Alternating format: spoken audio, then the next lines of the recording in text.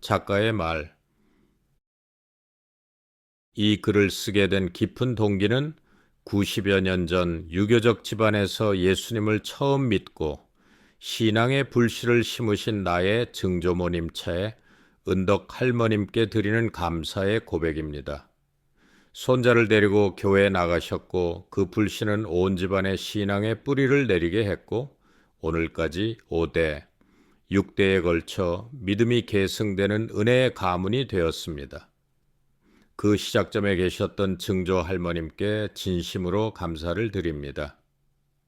젊은 시절부터 글을 쓰고 싶었습니다. 틈틈이 책을 읽고 공부하고 무엇이 사람의 마음을 울리는 글인지 배우며 지내왔습니다. 그리고 지금 인생의 정점에서 이 땅에 살다가 간 흔적을 글로 남기고 싶다는 마음이 들었습니다. 미국에서 40년, 어쩌면 50년 가까운 시간을 살아오며 수많은 이민자들이 광야 같은 인생을 건너는 모습을 곁에서 보았습니다. 높은 산을 넘고 험한 파도를 건너며 쓰러지고 다시 일어나 결국 기도로, 믿음으로, 하나님의 은혜로 살아낸 사람들, 그들의 삶이 제 안에 남아 소설이라는 형식으로 나오게 되었습니다. 어느 날 한 목사님께서 설교에서 하신 마지막 질문이 지금도 제 마음을 깊이 붙듭니다. 요셉이 성공한 뒤에도 하나님이 필요했을까요? 그 질문은 17년이 지난 지금도 여전히 저의 질문이며 아마 이 글을 읽는 누군가의 질문이기도 할 것입니다. 성공했을 때, 평안할 때, 모든 것이 채워졌을 때, 그때가 하나님과 작별하기 가장 좋은 순간일 수 있습니다. 하지만 저는 이 책을 통해 그리고 제 삶을 통해 그 순간에도 여전히 하나님이 필요합니다. 라고 고백하고 싶습니다. 우리의 온 삶을 인도하시고 때마다 먹이시고 편안한 잠자리를 허락하신 주님께 감사드립니다. 아멘. 제1장 새로운 땅, 새로운 시작. 이지훈은 한국에서 무역을 전공했고 석사 학위를 마친 후 7년 넘게 무역회사를 운영해온 경험이 있었다. 준수한 인맥, 재정, 계획력, 그는 준비된 이민자였다. 30만 달러라는 만만치 않은 자금을 달러로 환전해 가져왔고 이 중 일부는 이미 얼바인에 계약해둔 콘도 구입 보증금과 자동차 구입비로 사용되었다. 아내는 안정적인 지역을 원했고 그는 가장으로서 그것을 만족시킬 수 있었다. 얼바인은 깨끗하고 조용했으며 아이들이 다닐 초등학교도 평판이 좋았다. 처음 몇 달은 풍족하고 안정적이었다. 그는 주중엔 자녀들을 학교에 데려다 주고 주말이면 부근의 해변이나 공원을 찾았다. 피오니어 피츠와 랄스톤에서 장을 보고 아내와 함께 미국식 저녁을 시도해보는 여유도 있었다. 가끔은 오렌지 카운티의 고급 한식당에서 외식도 했다. 아빠, 미국은 진짜 좋아요. 학교에서 영어도 조금 알아들어요. 큰딸의 환한 미소는 이민 결정을 후회하지 않게 했다. 지훈은 속으로 다짐했다. 여기서 우리 가족 다시 시작하자. 천천히 그러나 탄탄하게. 하지만 미국에 온 지 어느덧 8개월이 지나고 현실은 냉정했다. 투자하려 했던 사업은 뜻대로 되지 않았고 지인이 소개한 부동산 매매는 사기로 판명났다. 20만 달러 이상이 날아갔다. 남은 돈으로 생활을 유지하려 했지만 언어의 장벽과 미국 사회의 구조는 냉정하고 차가웠다. 1년 후 계산기가 흔들리기 시작했다. 시간이 지나며 사업은 서서히 시작되었다. 그는 한국에 있는 옛 거래처들과 연락을 주고받으며 몇 가지 수출입 아이템을 실험했다. 처음엔 식품, 다음엔 소형 전자기기. 하지만 미국의 수입 통관 규정은 생각보다 까다로웠고 서류도 복잡했다. 게다가 LA 항만의 물류 대란, 세관 대기일, 운송비 상승, 바이어의 약속 불이행. 미국은 기회의 땅이지만 동시에 철저히 시스템으로만 움직이는 나라라는 걸 실감하는 날들이었다.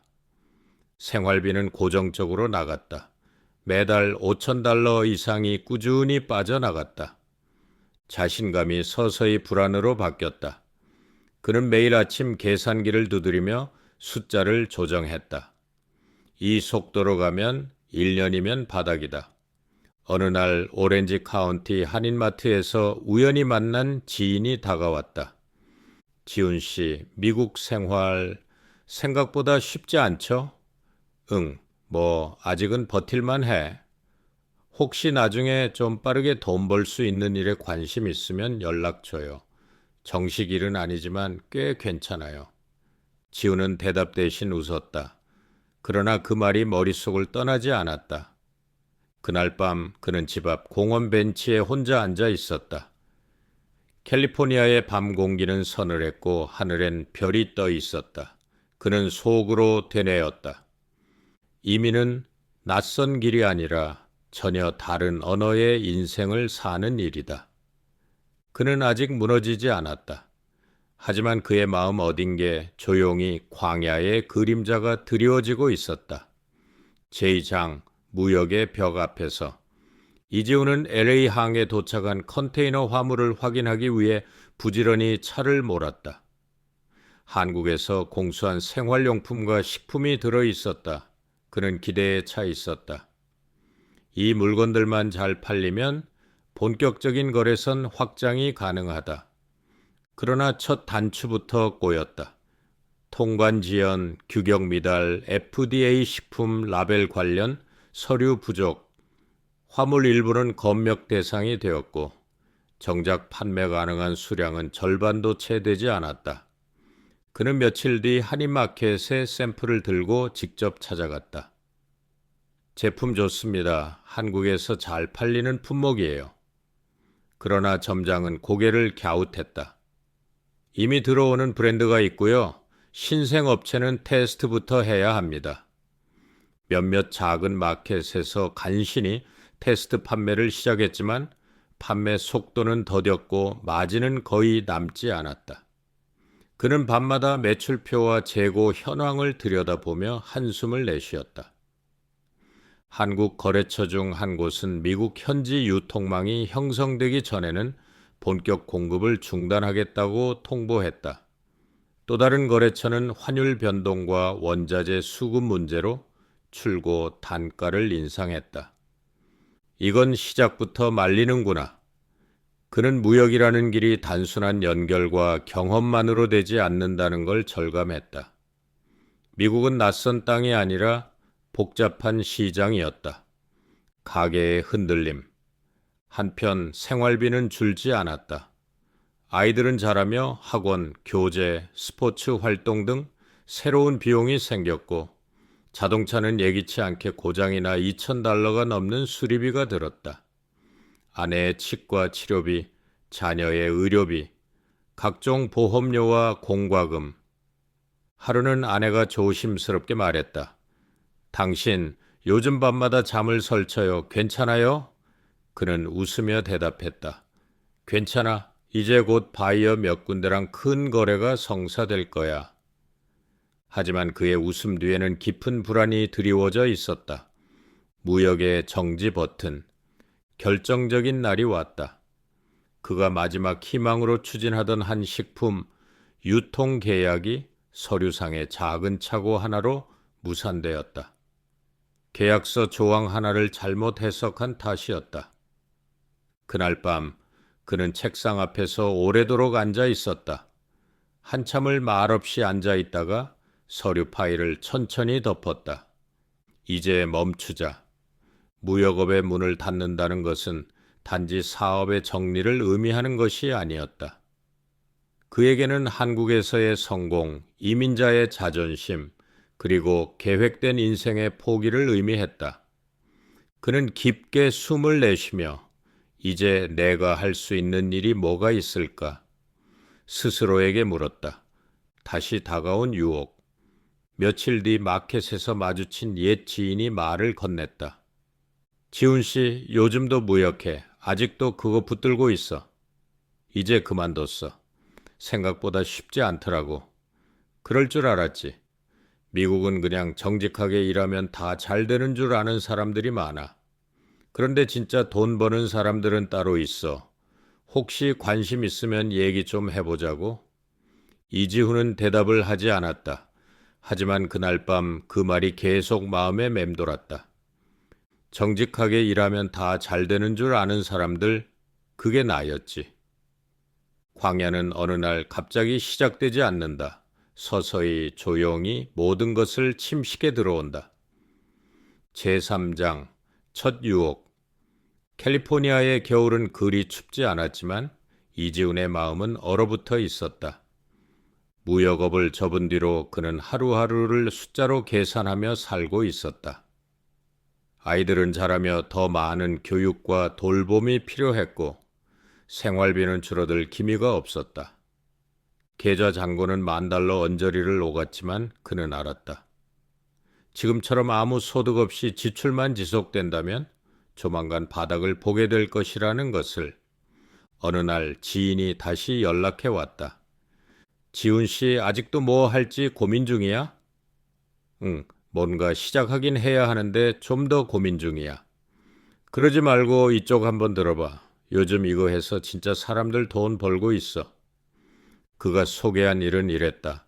신분이 불안정한 이민자들의 이름을 빌려 소규모 사업체 명의로 정부 대출을 신청하고 그 자금의 일부를 브로커 수수료로 챙기는 구조였다.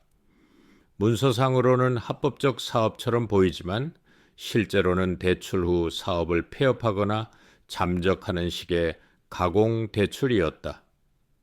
솔직히 말해서 안 걸려. 다들 하고 있어. 돈 필요한 사람들이 얼마나 많은데. 한 건만 성공해도 $5,000, 두 건이면 $10,000야. 너처럼 계산 빠른 사람이면 한 달이면 $20,000에서 $30,000 벌어. 이지훈은 차마 대답하지 못했다. 집에 돌아와 아이들이 자는 모습을 바라보며 그는 자신에게 물었다. 정말 이래도 되는 걸까?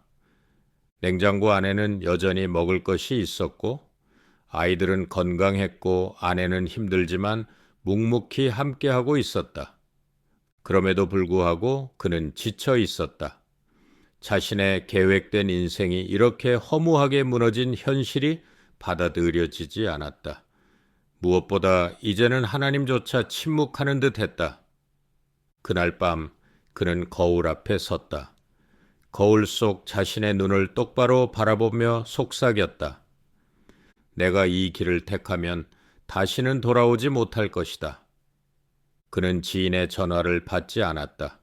그리고 아무도 없는 거실 바닥에 무릎을 꿇었다. 성경을 펼쳤다. 그날 우연히 펼쳐진 구절은 마태복음 4장이었다. 사람이 떡으로만 살 것이 아니요 하나님의 입으로 나오는 모든 말씀으로 살 것이다.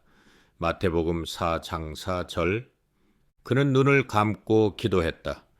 하나님, 이 광야의 길에서 저를 붙잡아 주십시오. 유혹을 이기게 하소서. 제가 떳떳한 아버지로 남편으로 설 수 있게 도와주십시오. 다음 날 아침 그는 아이들의 도시락을 챙기는 아내를 도우며 조용히 말문을 열었다. 당신, 나 불법적인 일 제안 받았었어. 그래서 어떻게 했어요? 거절했어. 우리가 여기까지 온 게 그 선택을 하려고 온 게 아니잖아. 아내는 말없이 그의 손을 꼭 잡았다. 둘 사이에 흐르는 공기는 고요했지만 무거운 믿음이 깔려 있었다. 광야는 단번에 무너뜨리지 않는다. 유혹은 가장 논리적인 얼굴로 다가온다. 제4장 광야의 문턱에서. 초여름 얼바인의 햇살은 여전히 따뜻했지만 이지훈의 마음은 그림자처럼 무거워져 있었다. 무역업은 완전히 정리되었고 아내는 마트에서 파트타임으로 일하며 생활비의 일부를 감당하고 있었다. 아이들은 학원은 중단되었고 주말 외식도 끊긴 지 오래였다. 그는 일거리를 찾기 위해 온라인 게시판, 커뮤니티 센터, 한인 광고지를 뒤졌지만 영어와 경력의 벽은 높았고 그에게 맞는 자리는 좀처럼 나타나지 않았다. 기대 없는 하루. 어느 날 자동차 브레이크에 이상이 생겼다. 정비소에서 수리비 견적서를 받자 그의 얼굴이 굳어졌다. 1350불이라고요? 예, 부품 교체비랑 포함해서요? 집 앞에 도착했을 때 아내가 현관 앞에 앉아 있었다. 차 고쳤어요? 그는 대답 대신 조용히 고개를 끄덕였다. 교회 앞에서 멈춰 선 날, 며칠 뒤 지친 몸으로 집 근처 한인마트에서 돌아오던 길, 우연히 작고 오래된 교회 하나가 눈에 들어왔다. 주님의 소망교회라는 낡은 간판, 그 아래 붙어 있는 한 문구가 그의 발걸음을 붙잡았다. 환난 날에 나를 부르라 내가 너를 건지리니 네가 나를 영화롭게 하리로다. 시편 50장 15절. 그는 그 자리에 멈춰 섰다. 문득 마음 깊은 곳에서 이곳에 들어가라는 작고 고요한 음성이 들리는 듯했다. 그는 조심스럽게 교회 문을 열었다. 안은 조용했고 몇 명의 성도가 의자에 앉아 기도 중이었다. 그리고 그중 백발의 로 목사가 천천히 다가왔다. 처음 뵙는 얼굴이네요. 환영합니다. 어려운 일 있으십니까? 이지우는 그 순간 아무 말도 하지 못하고 그저 고개를 끄덕이며 눈물을 흘렸다. 노 목사는 조용히 그의 어깨에 손을 얹고 말했다.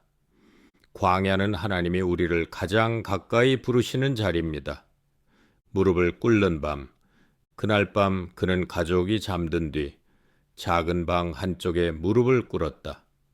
오랜만에 성경을 펴들고 오래 잊고 있었던 기도를 시작했다. 하나님, 저를 다시 불러주셔서 감사합니다. 이 광야가 끝이 아니라 시작임을 믿게 해 주십시오. 제가 무엇을 내려놓아야 하는지도 보여주십시오. 그 기도 속에서 그는 처음으로 지금까지 자신이 붙들고 있던 것들이 하나님보다 앞서 있었음을 인정했다. 새벽의 첫 고백. 다음 날 새벽 그는 교회 새벽 기도에 참석했다. 오래된 피아노 소리와 함께 울려 퍼진 찬송가가 그의 심장을 울렸다. 나의 힘이 되신 여호와여, 내가 주를 사랑합니다. 그는 조용히 그러나 확실하게 깨달았다. 지금 나는 광야의 문턱에 서 있다. 하지만 이 길은 하나님께 가는 길이다. 광야는 끝이 아니다. 광야는 하나님께로 돌아가는 문이다. 제5장 감사의 눈물. 하나님, 오늘도 숨을 쉴 수 있어서 감사합니다. 그는 매일 아침 이제 그 기도부터 시작했다. 경제적으로는 여전히 막막했고 정규 수입도 없었다. 하지만 이지호는 절망 대신 감사를 선택하기 시작했다. 아무리 상황이 어렵더라도 하나님을 향한 믿음만큼은 잃고 싶지 않았다. 감사를 배우는 시간. 식탁 위에 오른 음식은 더 단출해졌다. 하지만 가족은 함께 앉아 식사했고 기도로 하루를 시작하며 서로의 눈을 마주 보았다. 아이들도 달라지기 시작했다. 아빠, 요즘 학교에서 감사 노트를 써요? 오, 뭐라고 썼니? 우리 가족이 아직도 함께 있어서 감사하다고. 그 말에 이지우는 아무 말도 하지 못했다. 그저 고개를 끄덕이며 눈물을 삼켰다. 첫 응답. 어느 주일 예배 후 한 집사가 그에게 말을 걸었다. 이지훈 집사님, 혹시 조경 1 도와보실래요? 우리 장로님 댁 정원이 꽤 넓은데 믿을 수 있는 분이 필요해서요. 그는 잠시 멈칫했다. 과거에 자존심이 고개를 들었지만 그는 곧바로 대답했다. 감사합니다. 제가 하겠습니다. 장로님 댁은 얼바인 외곽의 넓은 단독주택이었다. 그는 하루 종일 땀 흘리며 낙엽을 치우고 나무를 다듬고 화단을 정리했다. 손톱 밑에 흙이 끼고 등은 뻐근했지만 마음은 평안했다. 그는 그날 오랜만에 가족이 함께 웃으며 저녁을 먹었다. 기도의 눈물, 그날 밤 이지호는 거실 바닥에 무릎을 꿇었다. 눈을 감고 조용히 기도했다. 하나님, 당신은 나를 잊지 않으셨군요. 작은 것부터 시작하게 하시고 그 안에서 다시 감사하게 하시니 감사합니다. 그의 눈에서 눈물이 흘렀다. 그러나 그것은 절망의 눈물이 아니었다. 감사의 눈물, 그리고 하나님의 임재를 느끼는 눈물이었다. 광야의 가장 깊은 자리에서도 감사는 하나님을 만나는 열쇠가 된다. 제6장 새로운 광야. 삶이 조금씩 회복되는 듯했다. 장로님 댁을 시작으로 이지호는 주변에서 꾸준히 조경이나 청소 관련한 일을 소개받기 시작했다. 그는 정직하게 일했고 성실하다는 평판도 퍼져나갔다. 하루하루가 여전히 고되었지만 기도와 감사로 하루를 시작하는 삶은 이전보다 훨씬 단단해져 있었다. 아이들은 건강했고 아내는 교회 주방 봉사도 나가기 시작했다. 저녁 식탁에서는 가끔 웃음소리도 터졌다. 이지우는 속으로 생각했다. 이제 조금은 숨을 쉴 수 있겠다. 하나님께서 우리 가정에 다시 길을 여시는구나. 그러나 바로 그 순간 하나님은 이지훈을 또 다른 광야로 이끄셨다. 아내의 병. 아내는 어느 날부터인가 자주 피곤하다고 했다. 입맛이 없고 자주 어지럽다고 했다. 처음엔 대수롭지 않게 넘겼지만 증상은 점점 심해졌다. 병원에서의 검진 결과는 냉정했다. 유방암 3기입니다. 그 말을 들은 순간 이지우는 무언가로 머리를 세게 맞은 듯 멍해졌다. 의사는 최대한 담담하게 설명했다. 수술, 항암 치료, 면역력 저하, 회복기간. 이지우는 침묵했다. 눈앞이 뿌옇게 흐려졌고 병원 천장이 흔들리는 듯했다. 집으로 돌아온 밤 그는 침대 옆에 앉아있는 아내를 바라보며 말없이 손을 잡았다. 그는 웃으려 했지만 웃을 수 없었다. 우리 이번에도 이길 수 있어요. 광야는 지나가게 되어 있어요. 아내는 고개를 끄덕이며 눈을 감았다. 그리고 말없이 눈물을 흘렸다. 사람에게서 받은 상처, 그 와중에 또 하나의 일이 터졌다. 가깝게 지내던 후배 하나가 소규모 사업에 함께 투자하자는 제안을 받았다. 형님, 이건 진짜 하나님이 주신 기회예요? 우리 둘 다 살 수 있어요. 그는 그 말을 믿고 남아있던 수천 불 가까이 건넸다. 하지만 그는 갑자기 전화도 문자도 아무런 연락도 닿지 않았다. 그제야 그는 알았다. 사람이 사람을 가장 크게 다치게 하는 것은 믿었던 그 사람이었음을. 무릎 꿇는 밤. 그날 밤 그는 골방에서 무릎을 꿇었다. 기도조차 나오지 않았다. 말없이 한참을 눈만 감고 있었다. 그러다 조용히 입을 열었다. 하나님, 왜 또입니까? 이제는 좀 쉬게 해 주실 줄 알았습니다. 그러나 기도의 끝자락에서 그는 이전과는 다른 고백을 드렸다. 주님, 이 광야 속에서도 당신은 여전히 저의 하나님이십니다. 제가 이해할 수 없더라도 저는 여전히 당신을 붙들겠습니다. 이해할 수 없지만 따르겠습니다. 며칠 뒤 그는 병원에서 항암 치료 중인 아내의 손을 꼭 잡고 말했다. 당신, 우리 아직 끝 아니야. 우리가 함께 있는 한 하나님은 우리를 포기하지 않으셨어. 아내는 고개를 끄덕이며 속삭이듯 말했다. 여보, 이번 광야는 더 깊지만 우리 믿음도 그만큼 더 깊어졌어요. 광야는 반복된다. 하지만 한 번의 승리가 다음 광야를 이겨낼 믿음을 키운다. 제7장 기도의 골방에서. 아내의 항암 치료는 예상보다 길어졌다. 하루는 멀쩡했지만 하루는 구토와 두통으로 침대에서 일어날 수조차 없었다. 머리카락은 빠지고 손톱이 누렇게 변했다. 그러나 그녀는 입을 다물고 견뎠다. 이지우는 아내 옆에서 손을 잡고 앉아 있었다. 어느 날 그녀가 힘겹게 말했다. 여보, 나 기도하고 있어요. 하나님이 나를 이 광야로 데려오셨다면 분명 이유가 있을 거예요. 그 말은 이지훈의 마음을 울렸다. 다시 골방으로. 그는 다시 작은 방 한쪽에 자리를 만들었다. 책상 하나, 성경 한 권, 무릎을 꿇을 수 있는 바닥, 그것이면 충분했다. 그 방은 이제 기도의 골방이 되었다. 매일 새벽 가족이 잠든 시간, 그는 조용히 그 방에 들어가 무릎을 꿇고 하나님께 속삭이듯 말했다. 하나님, 오늘도 감사합니다. 숨 쉴 수 있어서 감사합니다. 광야를 걸어가지만 저희 가정을 떠나지 않으셔서 감사합니다. 기도는 점점 길어졌다. 어느 날은 말이 없었고, 어느 날은 눈물만 흘렀고, 또 어느 날은 찬양을 불렀다. 기도는 점점 형식이 아니라 삶의 호흡이 되었다. 가족의 변화. 어느 저녁 아내가 먼저 말했다. 우리 금요일마다 가족 기도 시간 가질래요? 좋지, 해보자. 그날부터 매주 금요일 저녁 9시 거실 테이블을 정리하고 가족 모두가 원안에 둘러앉아 돌아가며 기도하기 시작했다. 아이들은 처음엔 어색해했지만 며칠이 지나자 기도가 점점 깊어졌다. 하나님, 엄마가 아프지 않게 해주세요. 아빠에게 힘을 주세요. 우리 가정이 하나 되게 해주세요.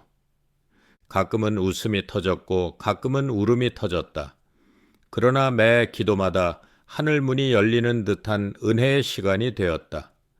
찬양의 순간. 주일 예배 중 찬양대가 부른 곡이 이지훈의 가슴을 울렸다. 우리 주 앞에 나와 무릎 꿇고 긍휼 베푸시는 주, 하늘을 향해 우리 함께 기도해 하늘 문이 열리고 은혜의 빗줄기 이 땅 가득 내리도록. 그는 눈을 감고 기도의 골방에서 흘린 눈물들을 떠올렸다. 그리고 속으로 고백했다. 하나님, 저희 가정이 아직 광야에 있지만 이미 은혜의 빗줄기가 내리고 있습니다. 광야에서의 기도는 하나님의 임재를 가장 깊이 느끼는 시간이다. 제8장 간증은 광야에서 만들어진다. 2025년 봄, 이지훈은 어느덧 환갑을 넘겼다. 삶의 속도는 느려졌고 일하는 시간도 줄어들었지만 그의 하루는 여전히 기도로 시작되고 있었다. 아내는 건강을 많이 회복했고 아이들은 각자의 삶을 성실히 살아가고 있었다. 경제적으로 큰 부는 아니었지만 이제는 대규모 주택 단지의 수백만 불 정도의 조경 공사를 맡을 수 있는 규모의 회사를 일구었고 모자라지 않게 채워주시는 하나님의 손길을 날마다 경험하며 살아가고 있었다. 광야의 시간을 돌아보며 어느 날 그는 오랜만에 책상 서랍에서 예전에 써두었던 기도 노트를 꺼냈다. 그 안엔 수없이 많은 하나님 도와주세요로 시작되는 기도들이 있었다. 눈물이 묻은 페이지, 감사로 끝난 페이지, 침묵으로 끝난 페이지도 있었다. 그는 조용히 웃었다. 그리고 중얼거렸다. 내 인생에서 가장 깊은 기도는 가장 깊은 고난 속에서 나왔다. 그는 깨달았다. 간증은 풍요의 자리에서 만들어지는 것이 아니라 광야 한복판에서 만들어진다는 것. 청년들에게 들려준 이야기. 주일 오후 청년부 예배 후 한 청년이 다가왔다. 장로님, 저 요즘 너무 지쳐요. 직장도 가족도 인간관계도 다 무너지는 것 같아요. 이지훈은 잠시 청년의 눈을 바라보다가 말했다. 나도 그랬지. 광야에 오래 있었지. 이민 와서 돈 잃고 사람에게 배신당하고 아내가 암투병하고 모든 걸 다 잃은 줄 알았어. 청년의 눈이 커졌다. 그런데요? 그런데 그 광야에서 하나님이 나를 가장 가까이서 붙들어 주셨어. 그리고 그때의 눈물과 기도가 지금의 간증이 되었단다.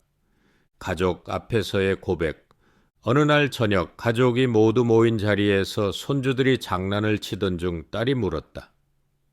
아빠, 우리 가족이 제일 힘들었던 때가 언제였어요? 그는 한참을 생각하다가 대답했다.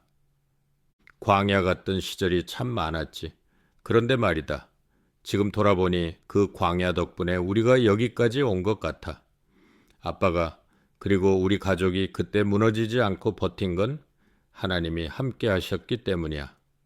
아이들이 조용히 고개를 끄덕였다. 책상 위에 써 내려간 마지막 문장. 그는 책상 앞에 앉아 마지막 기도 노트 한 구절을 써 내려갔다. 자손 대대로 물려줄 진정한 간증은 광야에서 태어난다. 눈물로 뿌린 기도는 세대를 넘어 믿음의 유산이 된다. 광야는 끝이 아니라 시작이었다. 그리고 그 길 위에서 만들어진 간증은 하늘의 문을 여는 열쇠가 되었다. 에필로그.